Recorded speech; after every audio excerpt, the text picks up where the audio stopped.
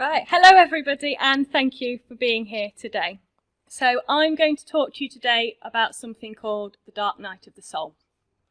Now that is a term that was coined in the 16th century by St. John of the Cross, and he was a Spanish monk and he wrote a poem all about his spiritual evolution and his difficulties in his union with God.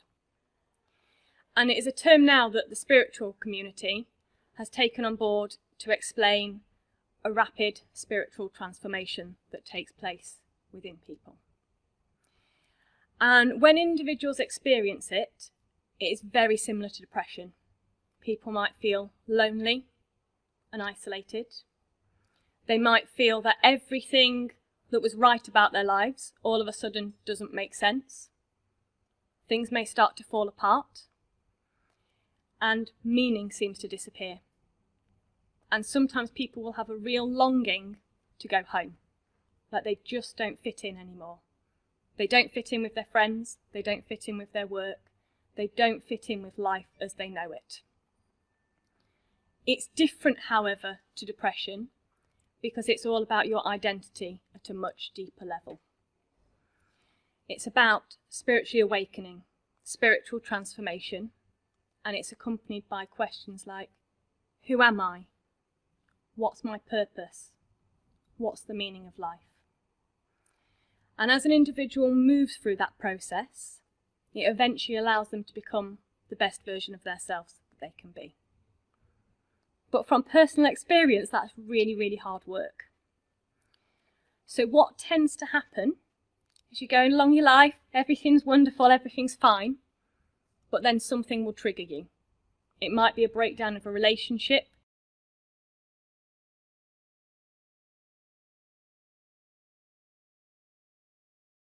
and very, very suddenly. And I know this personally, and I've gone through it a few times, each time at a different level. The biggest time was about 4 years ago, when I decided, right, I'm doing pretty well with everything now. I know all my therapy skills. And I said to the universe one day, universe, bring it on. I want to clear everything. I want to clear every piece of trauma that I've picked up in this lifetime and any lifetime. I want to deal with everything that isn't resonating in my life. That was a little bit of a silly thing to do, because within 24 hours, everything got turned on its head. Relationships became dysfunctional, different emotions came out of the woodwork, all sorts of things happened. And that is very normal for the dark night of the soul. Luckily for me, however, I knew that's what it was, and I thought, why, Debbie, why did you do that? You could have just carried on working at things a little bit at a time. But no, I was going to deal with it all at once. And the next 18 months were a lot of hard work. And I had brilliant friends who supported me with that. However, the difficulty when you're in the dark night of the soul is you often long for that companionship and that understanding, but unless somebody else has been through it, they often can't relate. And you end up feeling disengaged from society around you. And what's ultimately happening is it's an ego death. All of those parts of your identity that you thought made you you, whether it's I'm a teacher, I'm a lawyer, I'm a mother, all of a sudden transform and you realise you're something more than that. However, you don't quite know what that is and how to get there. And that can be really, really scary. And that's why I wanted to talk to you about this today, because I'm sure there's probably a lot of you in here at different stages in your life where you've had that uncertainty, where things don't feel like they're fitting, and perhaps you've had periods of depression. However, it might not be depression. It can be something bigger going on. It's your soul trying to connect in with you to say, come on, you can be the best version of yourself that you can be, and you can heal everything that is no longer serving you. So if you've been on that journey or are currently going on it, I commend you for your bravery, because it isn't always the easiest process to go through. There is lots of information out there, however. I found it really useful when I went through it to read about it. There are lots of good blogs online. And I also found, as much as I wanted that company, I was desperate for somebody just to talk and take it away from me. There was no escaping it. Instead, I had to go within myself and really find, what is it that's holding me back? What is it that's preventing me from being the best version of myself that I can be? And what I found to be one of the most beneficial things in that process was solitude. That solitude was painful at times. It was uncomfortable and it was hard work. And how I moved through that was through journaling and through meditation. I would invite all of you to meditate in your day-to-day life, whether it's a few seconds or a few minutes here or there, because it helps to ground you and balance you. However, when you're going through big spiritual transformations, it can really give you the answers to what's going on within. So, one of the other things with it is it can be quite hard work, as I've said, and you want it to be over. There's that desperation for it to be over. And sometimes you don't really want to have those emotions anymore. And when people experience that, sometimes they'll blame other people. Sometimes they'll say, oh, do you know what, that person in the supermarket today, they really wound me up and I was behind them. Actually, when we're reacting like that, it's showing us that there's something triggering within, and that's something we need to deal with. Now, like I say, I'm a bit impatient, and after a while I got a little bit fed up with those emotions. So I thought I'd try and be really clever. So I decided I was going to keep myself really, really busy. I know, I'll slow this process down. Yes, I wanted it, but not quite at the speed it came. So I tried to make myself busier and busier and busier until I was avoiding dealing with stuff. My mind, however, thought, no, I've got other ideas about that. And it took me out by spraining my ankle. And it made me stop. I was incapacitated and I couldn't walk for a little while. Started working on stuff. But as soon as I started to feel better with my ankle, I thought, I'm going for it again. I'm ignoring this. I'm going to just pretend it doesn't exist. So my unconscious mind took out my other ankle. And after that, I was sort of stuck for quite a long time, sat around, not being able to do anything other than being my own thoughts. But through that, you start to realise that you're not your thoughts. That's your ego. We're a soul with something much greater. And it's really useful when you're in these situations to ask yourself, am I this thought? Am I this feeling? Am I this profession? No, we're something bigger. And it's through going through that experience of healing ourselves that we become the best versions of ourselves that we can be, and we find who we truly are and how we contribute to wider society. And at the end of it, once you've been through it, you're in the best place you've ever been. Life feels wonderful, like you could skip down the street and that all the flowers are out and the sun's shining, and you have a lot more love to give. And that's the destination. Our souls want us to be happy. They want us to be connected. They want us to have hope and joy and compassion. And through working through that process, it might take some of you weeks, some of you months, or some of you even years, you get yourself into that place where you've healed at a very profound level.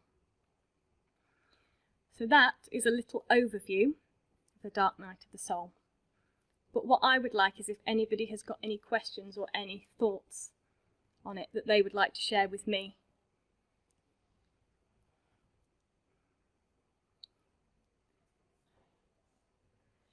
Can you enlighten the dark night of the soul? Can you put light into it to change the way that you think, the way that you see things, the way that you perceive things? Most definitely.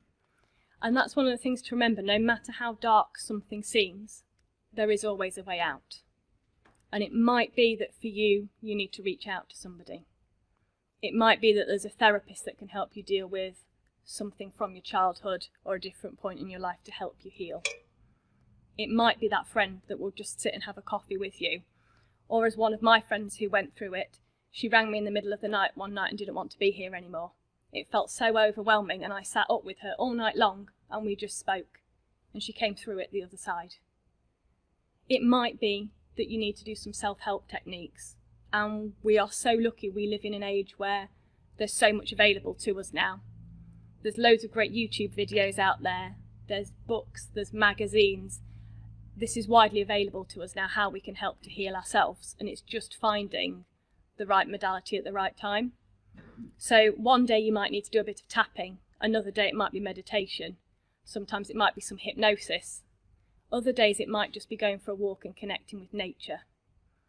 Whatever you need, allow the light in and help yourself move forwards, because that can be done and you'll end up in a better place. So would you say that when you're in the darkest part of your life, when you're on the floor, when you don't think that your life is ever going to get any better, do you think to some degree that that could possibly be the marker of the best place you're ever in? Definitely, because that's showing you that you're ready.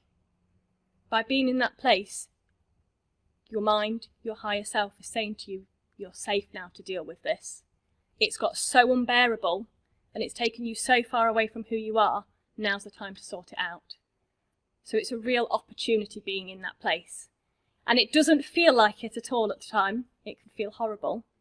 But what it's there is to help you.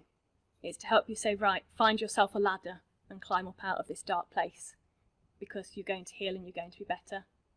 And all you need to do is embrace it. And that's the big thing about the dark night of the soul. You can't escape it. You can't avoid it. You can possibly delay it. However, ultimately all you'll do is prolong it. So the more you can embrace it as something to help and heal you, the quicker and easier that journey is going to be.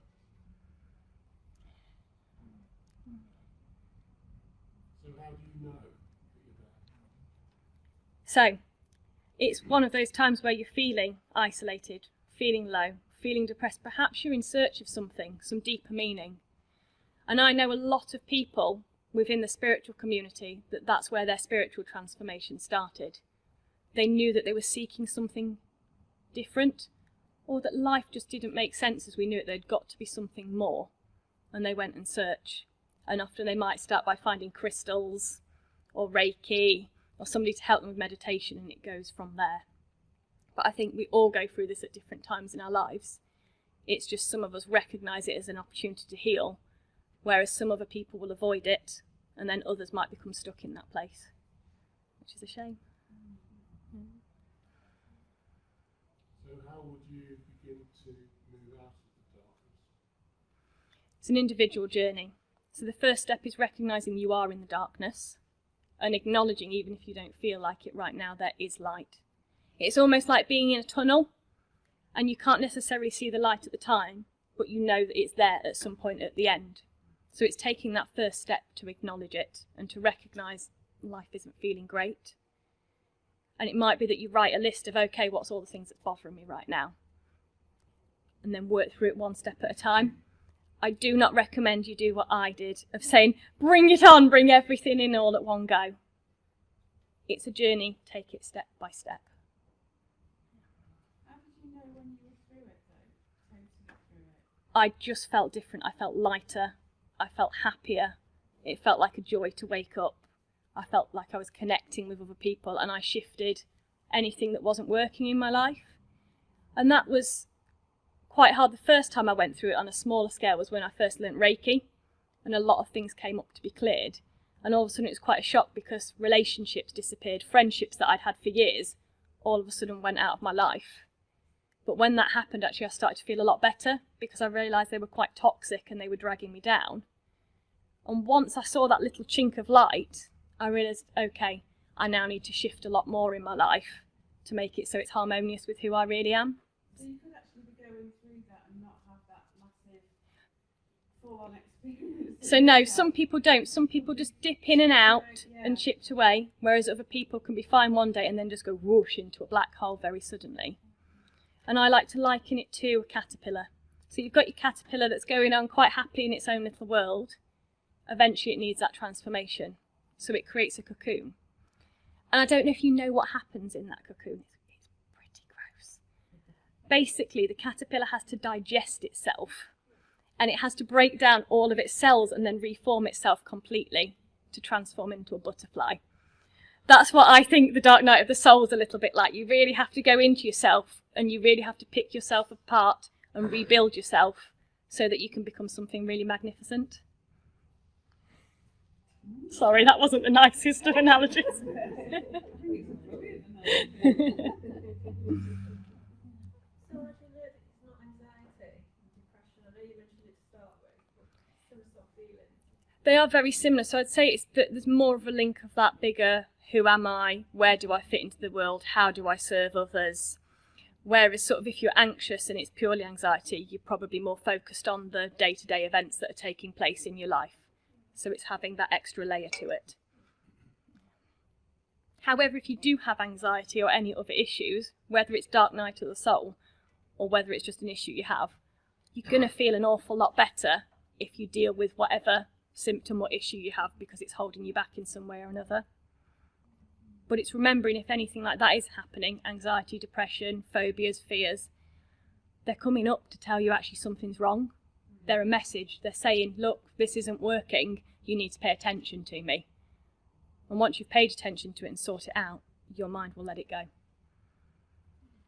Do you think the inner being actually decides to destroy your life to give you a new life? I think so, sometimes.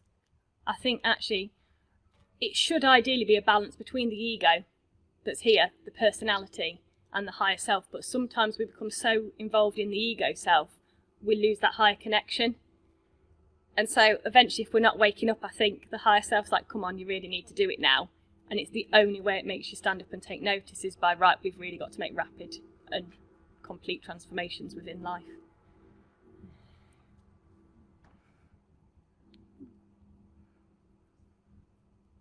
So if you are in the place where you are in self-destruct mode, Mm-hmm. and you're in the dark night of the soul, how far do you think you should venture in the exploration of that horror? I think as far as you can allow yourself to.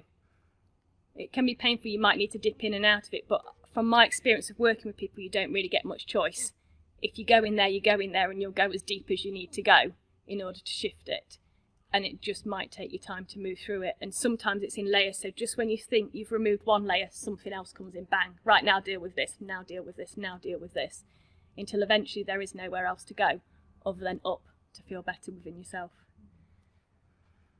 So is there a difference between somebody who's in fear, say for example a soldier in battle, or a mother who is in fear of their child because their child's ill?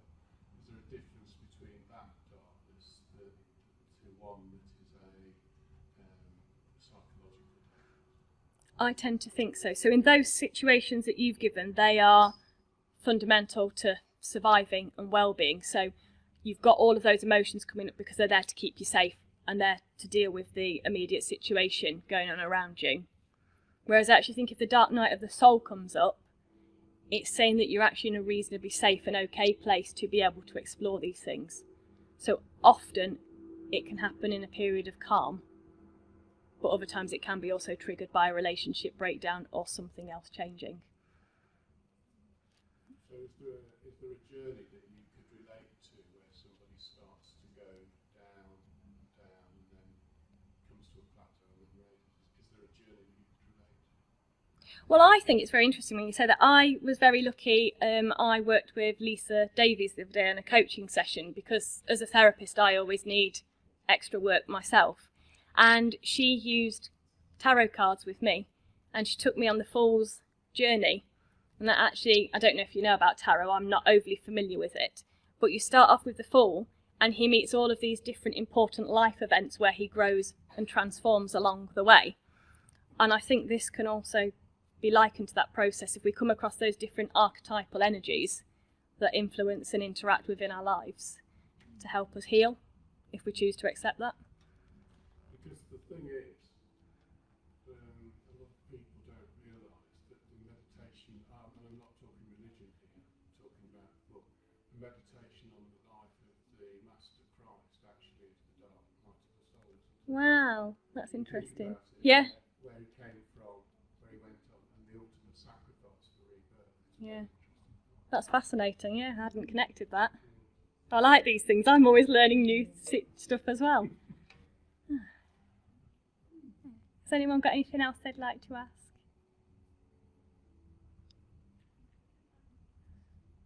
Do you think that pharmaceuticals in depression, do you think they restrict people from their escape? So obviously I'm not a medical professional and I can't say whether or not an individual should or shouldn't have any medicines. I think if there's a chemical element or an imbalance to somebody, or there's something physical going on where a medicine's needed, that's appropriate and important. However, sometimes the side effects of those medicines can stop people exploring some of the things that's going on underneath. Alternatively, people might not be benefiting from those medicines all of the time because the stuff that needs to be dealt with is still there, and it's almost like putting a sticky aid on it. So I think pharmaceuticals have their place in conjunction with other healing and support. So how would you spot if somebody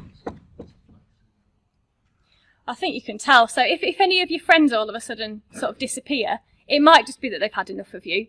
But also if it's coupled with they're really struggling, they're going through a different situation and they're starting to question who they are and what they want from life, it could be that they are in the dark night of the soul, particularly if it's starting to be coupled with that sort of spiritual searching, starting to find out who they are on a spiritual level. Then that could be an indicator that they're going through this or are about to go through it, and they might need that just extra bit of support, even if you don't understand it. Absolutely. But it's one of those things, it's offering that interaction. We shouldn't ever force anything on anyone.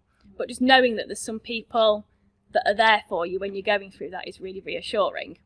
So the lady I'm talking to there, we've got a mutual friend called Claire. And Claire was my rock throughout that situation when I was going through it. And she would just listen to me and say, Debbie, it's all right. Remember, you're going through the dark night of the soul. It's just coming forward to be cleared and healed. What are you going to do about it? And she just took it back to me. And that was all I needed. I didn't really need anything else other than somebody just reminding me, do you know what, this is okay, even though it doesn't feel like it.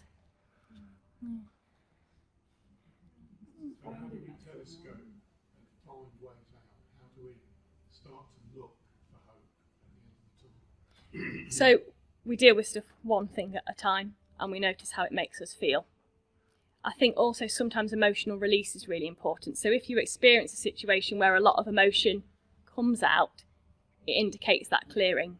And I've worked with quite a lot of people in the last week that have all held on to different traumas throughout their lives. It's been an interesting week for that.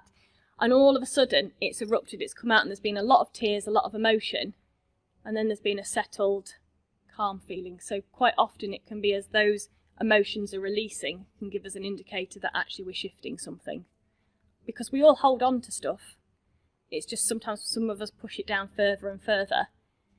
But if we're holding on to it, it just becomes stuck in our energy field. It doesn't do us any good. So when we feel those emotions coming up, as long as we deal with them appropriately, we're able to then move on and let them go. Do you believe people thrive on darkness? I think some people do. I think some people like to be in darkness, and I think some people feel safe in darkness. It's something that they are familiar with, and it might not be their fault, but it's maybe part of their social conditioning, and it's safer to be in the darkness than maybe explore the light.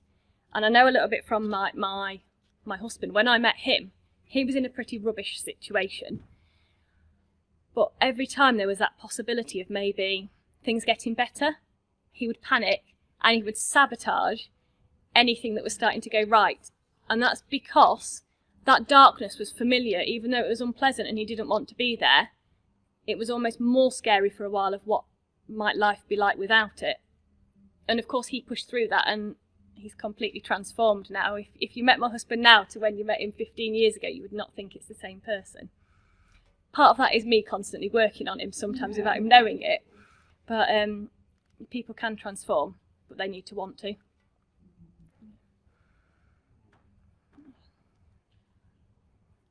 So what type of things would people do? Is there physical things that you do, like wash every day, clean clothes?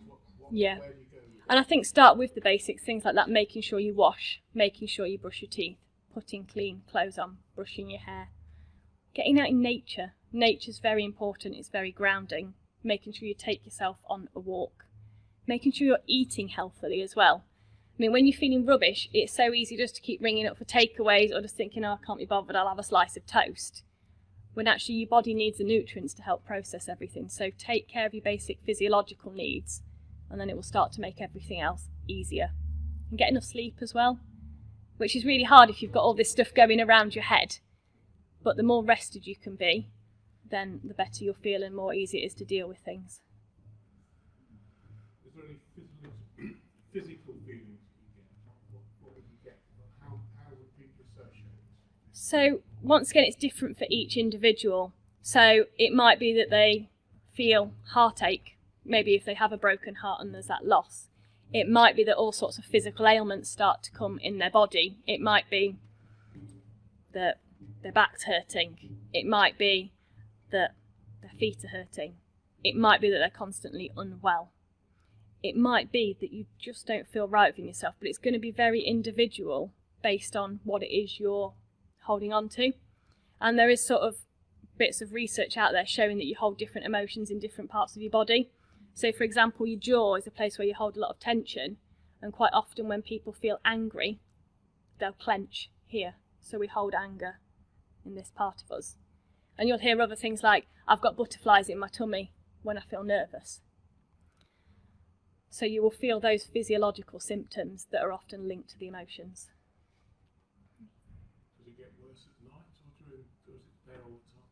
So I'd say sometimes it is probably there all the time when you're actually right in it, but you can have little distractions. Perhaps if you have to go to work or you have to deal with your children, it's easier to distract yourself for a while. But a distraction doesn't get rid of the underlying problem. It's just going to keep coming back until you've dealt with it. What are your techniques that you use? Lots and lots of my techniques. So what I would say is I've started to add more of them onto YouTube as well for you to take a little look at. Just depends what's going on. I use the tapping a lot. I use lots of breathing techniques. So it's remembering with the breathing to slow it down, because quite often that on its own can settle us. In our lives we rush around and we forget to breathe properly, and we end up breathing in this top proportion of our body when really we should have deep belly breaths. So by taking a nice breath in, pausing, and then a really long exhale, it starts to tell the body, actually you can be safe and settled. Another important element you need to look at is your physiology. So how you are holding yourself and your posture. So I know if I'm particularly stressed, I go a bit wonky, so I end up sort of walking around like this. That isn't helpful. You will hear saying things like, that person's downright miserable. And it's because when a person's in a depressed state, they will often hunch over and look down. That physiology is telling your brain something is wrong. So by straightening up, by changing your posture, you can also bring some relief. So I say to people, straighten your back, relax your shoulders, chin up, look up to the ceiling, relax your arms. And that instantly starts to make you feel better. So focus on your breath, focus on your physiology, and then start thinking about what goals it is you want to accomplish. Whether it's just the smallest thing, if today I'm going to go and take that parcel to the post office, or whether it's something bigger and life-changing. And you might need some help to do some of those bigger life-changing things. Perhaps someone to go through a timeline with you, so to look at where you are now, where you want to be, and then all the individual steps as to how you're going to accomplish it. There's an online question here. Oh. If you...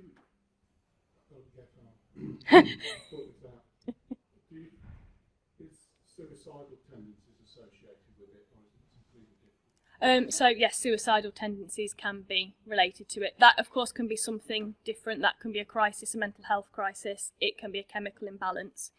But sometimes, and I've known quite a lot of people that when they have been in this, they have felt suicidal. But when you actually discuss it more with them, it's not that they actually want to be dead. It's just that they feel so desperate to escape the pain and suffering that they're in, or they just have a longing to go back to their spiritual home. But you get back to your spiritual home by dealing with the stuff. Whether you're in your body or not isn't going to change things. The only way you're going to sort it out is by dealing with it. Okay, so you arrived at this dark night of the soul from something that was written 450, 500 years ago. So do you think there's a message there, there's a lot of spiritual teachings are still valid in today's contemporary society? Definitely, and I think actually if you look at spiritual teachings from all around the world that go back thousands of years, there are the same sort of messages that run throughout. They might have a different way of portraying them, but the basics are there. And I think that can be really useful, whether it's religion, whether it's sort of Eastern teachings. You can find these little clues to help you, because people have been experiencing this throughout time and will still continue to experience it. But almost the more information you've got on it, the more you're armed to realise it's temporary. Nothing ever stays permanent. We don't need to be permanently in one place. We just need to work through it and we can get into the light. Do you think hormones can play a part and affect it as well? Absolutely. I think hormones can affect a lot of things, to be honest. I know at different times of the month with me, sometimes I'm very calm and other times not so much. So I think hormones can obviously be a physiological issue, but also they can exacerbate how you're feeling. And I think sometimes this can coincide with particular times in people's lives. And I know quite a lot of women that are sort of either perimenopausal or menopausal, and their hormones have changed. Perhaps sometimes their children are starting to get older, and all of a sudden they think, oh, who am I? What's my life? What's my future? And it all gets triggered all at once, and it's those hormones that are the things that set it all off. Yeah. So if somebody's got a perpetual nightmare at work, perhaps they've got incompetent people above them who are making the wrong decisions, how does that influence their lives? It's going to make them unhappy or unfulfilled, because if you're in any environment where your needs are not being met, then you're not going to feel happy and settled. So in those scenarios, you're going to be looking at whether or not, is this something I want to be in? So for example, with me, I used to be a primary school teacher. I loved working with the children. I didn't like the political environment, and I didn't like that actually I was pigeonholed into what I could do with the children I was working with. So no matter what I did to work on myself, that was a structural problem within that institution. It wasn't going to change. So therefore I needed to find a way to get myself out of it. For other people it might not be that simple. They might need to stay in that either for financial means or because it is the right structure. It's just that the people there or the situations aren't right for them. And then it's looking deeper as to, well, is that something I need to work on in myself? Are they holding some sort of mirror up to me? Or do I need to go down the practical route of actually complaining to somebody about this or trying to make some other difference? It's not all going to be about spiritual stuff. Sometimes it is just going to be that sometimes people aren't very nice and you need to sort of handle them in a practical manner. So how do we strengthen ourselves against the onslaught of external pressure? So it's recognising that it is external to us, it isn't us. We're experiencing something, but we've always got control in those situations, even if we don't realise we have. Because what we can always choose to have control over is ourselves. It's not always easy, but we can choose how we want to think, how we want to feel, and how we want to behave and respond to situations. And as soon as you realise that, you realise actually you've got power. Because it means you've automatically got choice, even in situations that feel completely out of your control. You can choose to deal with them head on, you can choose to run away, you can choose to be happy, you can choose to see the positives and the lessons. You can choose to have a go at somebody. You've got a choice. And that's really empowering.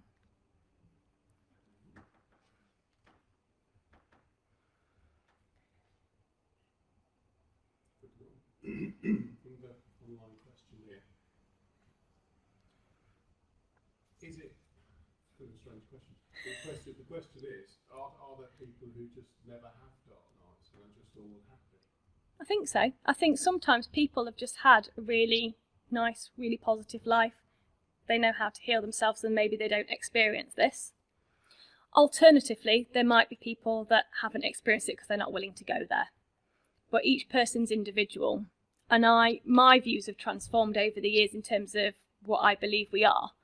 And I believe we're a soul that occupies a body.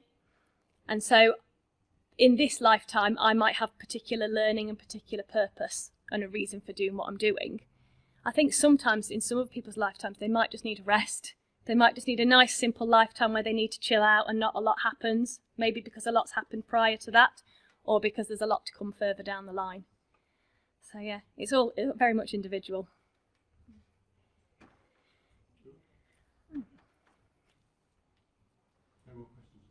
That's all right, that's good. It's been really nice to talk to you all. I feel almost like I'm on like a presidential election, you know, where you watch that on the telly and I'm being asked lots of things. So yeah, thank you. So thank you ever so much for coming and for listening to me, and I hope it's of some benefit to you. And yeah, take care and enjoy the rest of your weekend. Thank you.